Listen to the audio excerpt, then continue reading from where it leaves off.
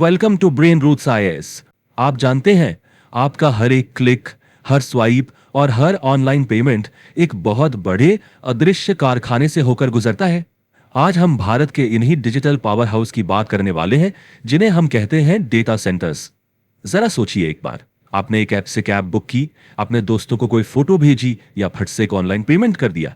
ये सब कुछ ही सेकंडों में हो जाता है ना। पर क्या कभी सोचा है कि ये जो जानकारी है, ये जो डेटा है, उस एक पल में जाता कहां है, प्रोसेस कैसे होता है?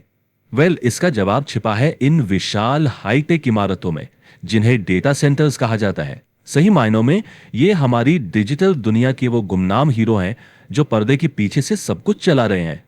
तो आखिर ये डेटा सेंटर होता क्या है? आप इसे एक सुपर सिक्योर डिजिटल गोदाम की तरह समझ सकते हैं।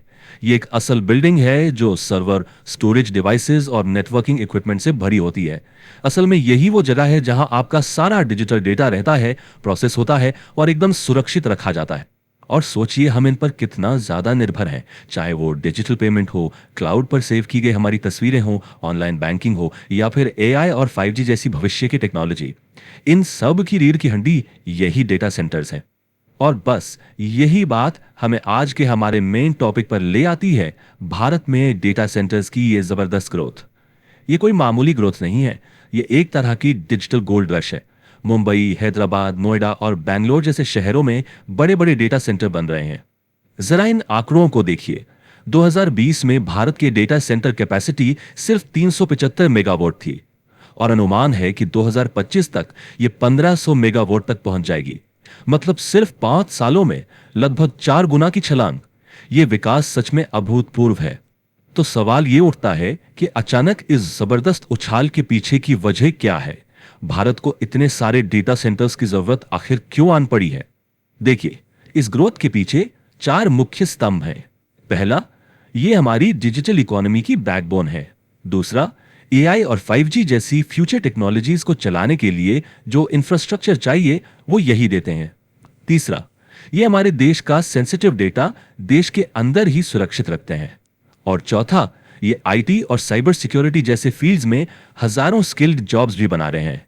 लेकिन कहानी यहीं खत्म नहीं होती। जब ग्रोथ इतनी तेज होती है तो उसके साथ बड़ी चुनौतियां भी आती हैं। ये रास्ता उतना भी आसान नहीं है जितना कि ये दिखता है। इस रास्ते में कई रुकावटें हैं। डेटा सेंटर्स में बिजली बहुत ज्यादा खर्च होती है, जिससे चलाने का खर्च यानी ऑपरेशनल कॉस्ट बहुत बढ़ जाता है। ये साइबर हमलों के लिए एक प्राइम टारगेट होते हैं। इनको चलाने के लिए स्किल्ड प्रोफेशनल्स की भी भारी कमी है और जमीन खरीदने जैसे कानूनी मुद्दे भी एक बड़ी चुनौती हैं। तो जाहिर है, इन चुनौतियों से निपटने के लिए एक सोची समझी स्ट्रैटेजी की जरूरत है। और अच्छी खबर यह है कि भारत सरकार और दूसरी संस्थाएं इस दिशा में सही कदम उठा रही हैं। सरकार ने इसके लिए एक मल्टी स्टेप अप्रोच अपनाया है। 2020 में एक ड्राफ्ट डेटा सेंटर पॉलिसी लाई गई।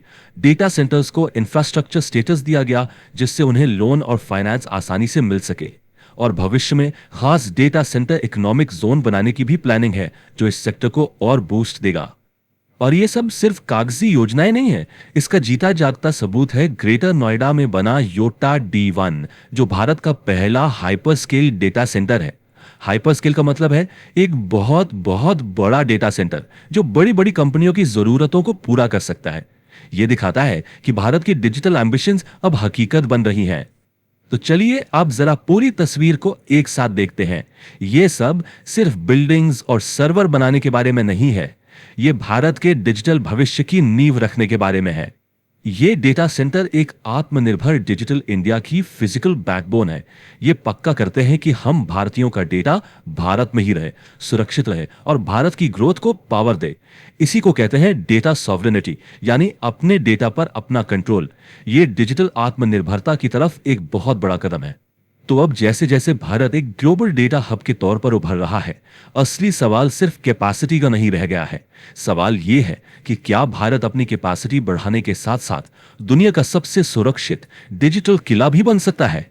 खैर, इसका जवाब तो हमें आने वाले सालों में ही मिलेगा। If you found this lecture helpful, like, share and subscribe to the channel.